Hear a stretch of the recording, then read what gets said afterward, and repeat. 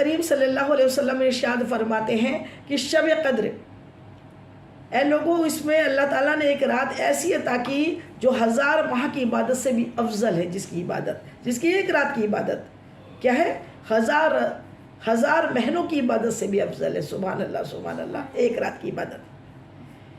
حدیث مبارکہ ہے، ہمارے آقا کریم صلی اللہ علیہ وسلم مسجد نبوی میں پہلے کی امت کے لوگوں کی، عبادت گزار بندوں کی ذکر کر رہے تھے۔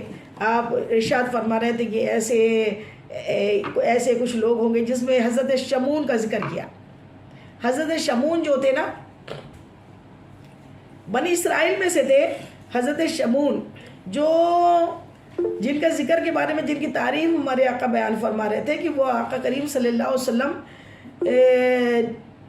حضرت شمون کا ذکر کر رہے تھے کہ وہ شمون جو تھے بنی اسرائیل کے ایک ایسے ولی تھے، ایسے شخص تھے، اللہ کے ایک ایسے بندے تھے جنہوں نے کیا کیا، 1000 سال تک، پہلے کی امت کی عمریں بہت لمبی ہوتی تھی، 1000 سال کی عمر ہوتی تھی، تو انہوں نے 1000 سال تک اللہ کی راہ میں جہاد کیا، دن کو روزہ رکھا، رات بھر شب بیداری کی، اور آپ کے گھوڑے کا جو پسینہ تھا وہ کبھی سوکھنے نہیں پاتا تھا، 24 گھنٹے کفاروں سے جہاد کیا کرتے تھے، اور اللہ کی راہ میں جہاد میں بھی رہتے تھے، دن بھر روزے بھی رکھتے تھے، رات بھر شب بیداری کر کے اپنے رب کو مناتے تھے۔ سبحان اللہ سبحان اللہ۔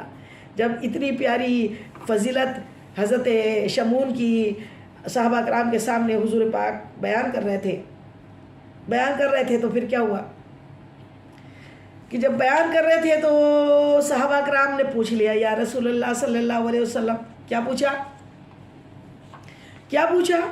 یا رسول اللہ صلی اللہ علیہ وسلم، سبحان اللہ سبحان اللہ، حضرت شمون اتنی عبادت کرتے تھے، یا رسول اللہ ہم چاہے بھی کہ ہم اتنی عبادت کریں تو نہیں کر پائیں گے، کیونکہ ہماری عمریں اتنی نہیں ہیں، ہماری عمریں، آپ کی امت کی عمر اتنی نہیں ہے، ہم نہیں کر سکیں گے۔ تو کیا آپ کی امت سے دوسری امتیں عبادت میں سبقت لے جائیں گی؟ دوسری امتیں آپ کی امت سے زیادہ آگے بڑھ جائیں گی اللہ کو منانے میں، اللہ کی عبادت کرنے میں؟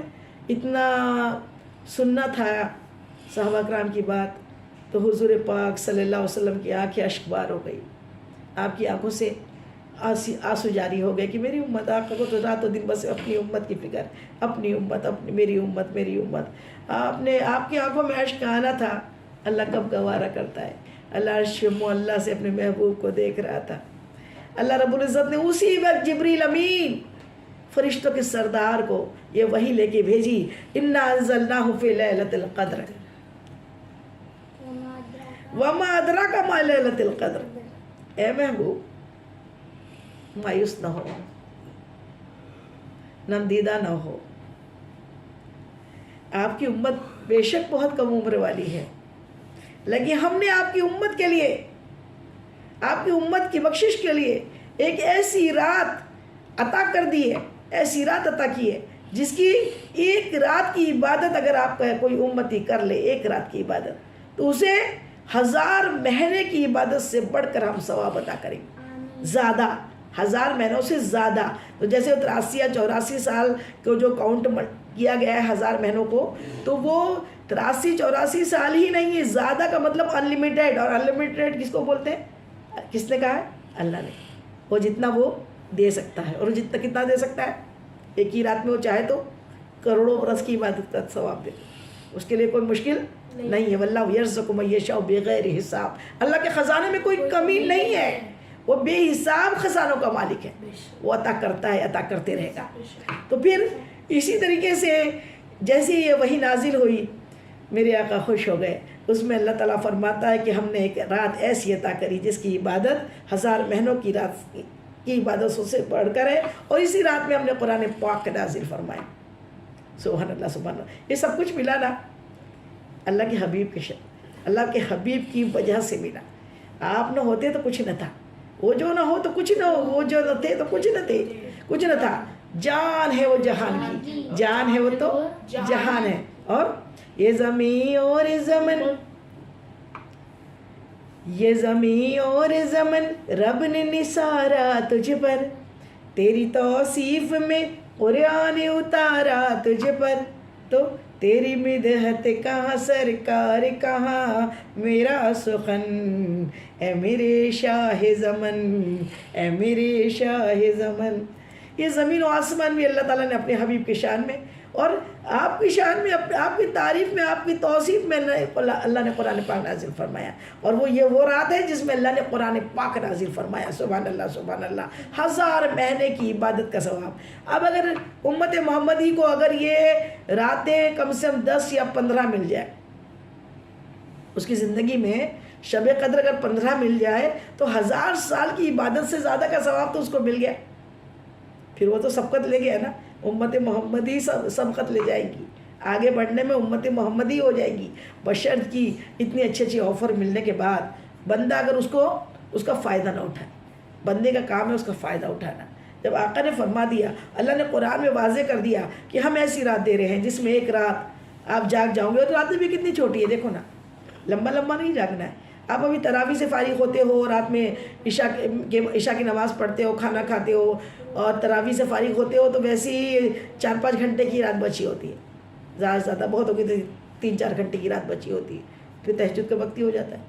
اتنی رات میں قرآن پاک کی تلاوت کر کے، ذکر اذکار کر کے، خوب کلمے پڑھ کے، خوب استغفار پڑھ کے، خوب اللہ تعالیٰ کا ذکر کر کے اور جاگتے رہیں، تو جاگنے سے کیا ہوگا کہ ہمارا نام عبادت گزاروں میں عابدوں میں لکھ دیا جائے گا۔ سبحان اللہ سبحان اللہ۔ تو اسی لیے میری آپ سب سے اپیل ہے کہ کیا کریں، اتنی پیاری اللہ تعالیٰ نے اتنا بڑا آفر دیا ہے، اگر مان لو کہیں پتہ لگے کہ 500 روپے تولے سے یا 5000 روپے تولے سے سونا مل رہا ہے، تو سارے کے سارے اس کو خریدنے کے لیے چلے جائیں گے۔ 50,000 روپے تولہ چل رہا ہے تو 5,000 میں مل رہا ہے، یہ تو مثال بھی نہیں دی جا سکتی۔ اللہ کے خزانوں میں کمی نہیں ہے، سونا چاندی جتنا ہوگا اس کا سب کا حساب ہوگا اگر زکوٰۃ نہیں دی تو۔ لیکن عبادت ایسی ہے کہ جس کا حساب نہیں دینا ہے، وہ اس کی وجہ سے ہماری بخشش ہونے والی ہے۔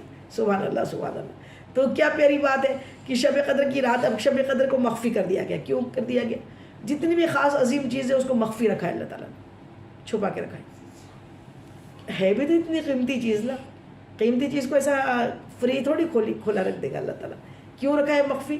کہ آپ ڈھونڈو اگر آپ کو معلوم ہو۔ قرآن تو ہم نے نازل کر دیا کہ ایک رات ایسی ہے جسے شب قدر کہتے ہیں، قدر والی رات، عزت و رحمت والی رات، اور اس رات کی قدر اتنی کہ جس میں ایک رات کی عبادت میں کی 1000 مہینے کی عبادت کا ثواب مل گیا۔ سبحان اللہ۔ تو اتنی قدر و قیمت والی رات کو اللہ تعالیٰ نے فری واضح نہیں کر دیا ہے، اس کو کیسے کیا ہے کہ شب قدر میں آتی ہے۔ شب قدر کب آتی ہے؟ رمضان میں آتی ہے۔ خاص اکثر کچھ صحابہ کرام کا قول ہے کہ سارے سال شب قدر گھومتی ہے، لیکن حد الزیادہ جو سب کے سب اس پہ متفق ہے وہ خاص کر ماہ رمضان کی آخری عشرے میں، ماہ رمضان کے آخری عشرے میں شب قدر ہوتی ہے، اور ان 10 راتوں میں شب قدر کو ڈھونڈنا ہے۔ اور طاق راتوں میں اللہ کو وطر پسند ہے، تو وطر ہے طاق راتیں کیسی؟ 21، پھر 23، پھر 25، پھر 27، پھر 29۔ کتنی راتیں؟ 5۔ 21 الٹرنیٹ، 21، پھر 23ویں رات، پھر 25ویں رات، پھر 29ویں رات، نہیں پھر 27ویں رات اور پھر 29ویں رات، سمجھیں؟ تو 5 راتیں۔ اس میں 27 کا زیادہ ہم پورے انڈیا کے لوگ خاص طور پہ 27 کو ہی جاگتے ہیں، اس کو شب قدر سمجھتے ہیں، جبکہ ہو سکتا ہے کبھی 21 کو ہی ہو جائے، کبھی 23 کو ہو جائے، گھومتے رہتی ہے شب قدر۔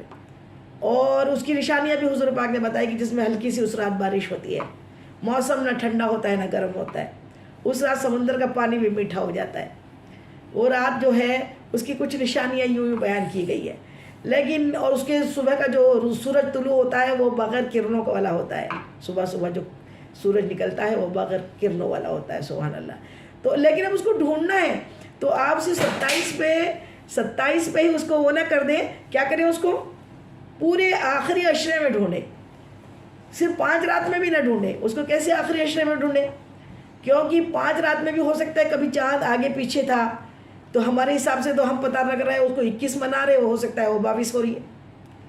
تو اسی لیے جیسے ہی 20 کا 20واں روزہ ہو گیا، 21ویں شب شروع ہو گئی، تو 21 سے لے کے ہر رات، اسی لیے اس آخری عشرے میں ام المومنین حضرت سیدہ بی بی عائشہ صدیقہ رضی اللہ تعالیٰ عنہ، ہماری امی ام المومنین راوی ہے، ارشاد فرماتی ہیں کہ حضور پرنور مصطفیٰ جان رحمت رمضان کے آخری عشرے کا اعتکاف فرمایا کرتے۔ کس لیے کہ اعتکاف میں اگر بندہ ہے تو پورے ٹائم وہ نماز میں ہے، پورے ٹائم عبادت میں ہے، وہ اگر سو رہا ہے تو بھی عبادت میں، تو وہ اس کی عبادت میں 10 راتوں میں اعتکاف کرنے سے ایک رات جو بھی شب قدر کی ہوں گی وہ تو مل جائے گی نا، اس کا ثواب تو پورا مل جائے گا۔ اس لیے آخری عشرے کے اعتکاف کا بہت بڑا ثواب ہے، اور اس کے بارے میں حضور پاک ارشاد فرماتے ہیں جس نے ماہ رمضان کے آخری عشرے کا اعتکاف کیا اس بندے کو 2 حج اور 2 عمرے مقبول، 2 حج اور 2 مقبول عمروں کا ثواب لکھ دیا جاتا ہے۔ 10 دن کے اعتکاف کا ثواب اتنا بڑا، سبحان اللہ سبحان اللہ۔ تو اس طریقے سے جو شب قدر کو ہے، ہم چاہے تو ہم سارا سال تو سوتے رہتے ہیں نا، فجر چھوڑ کے تو جو سویا وہ تو پھر غافلوں میں ہے ایک دم، فجر تو چھوڑنا ہی نہیں ہے، بنے تک عابدوں میں اگر آنا ہے تو تہجد پڑھے گا، تہجد ضروری ہے۔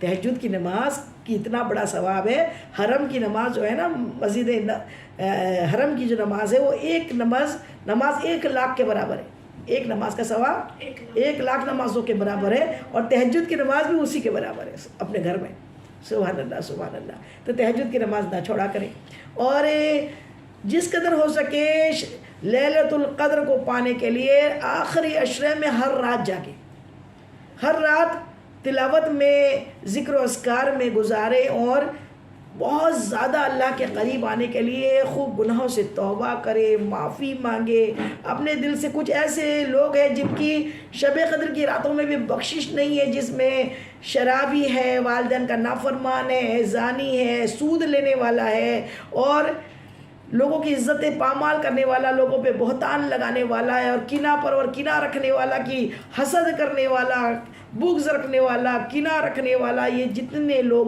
اس قسم کے جو لوگ ہیں ان کی بخشش اللہ تعالیٰ ان پاک راتوں میں بھی نہیں کرتا، ان کی دعائیں قبول نہیں ہوتی۔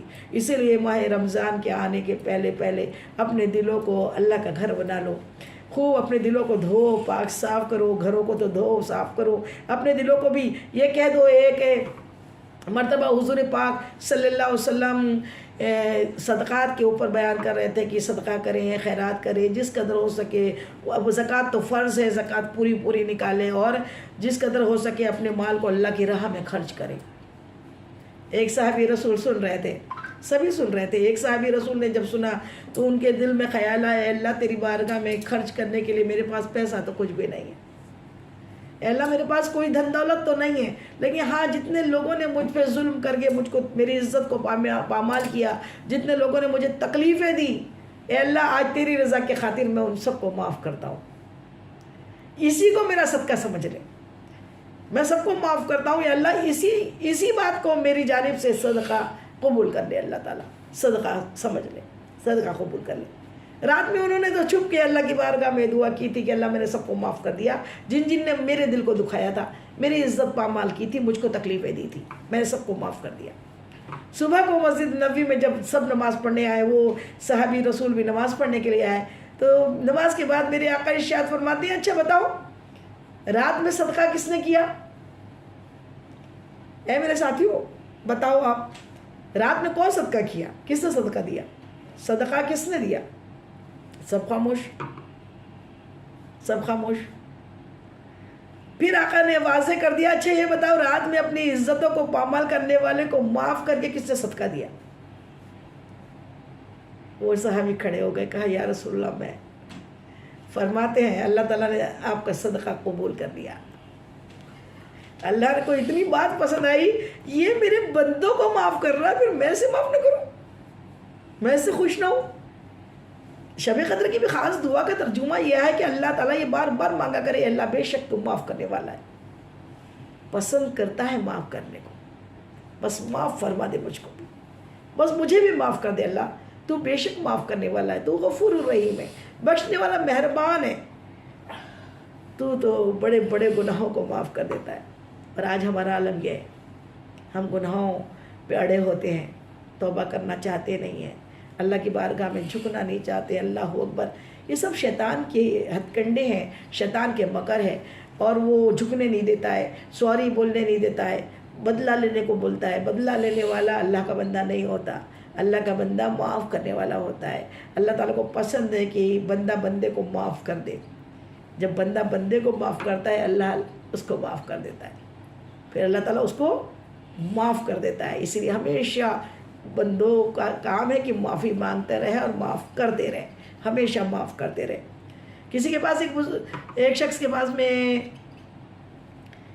ایک بزرگ کے پاس میں ایک شخص آیا، کہنے لگا کہ حضرت معلوم ہے وہ فلاں نے یہ کام کیا، اتنا بڑا گناہ کیا. انہوں نے اس کو یوں دیکھا اور کہا اچھا، لیکن میں نے تو دیکھا نہیں کہ اس نے ایسا کام کیا. ہو سکتا ہے اس نے توبہ بھی کر لی ہو، گناہ تو کیا اس نے، لیکن اللہ تو بڑے بڑے گناہوں کو سچے دل سے توبہ کرے تو معاف کر دیتا ہے.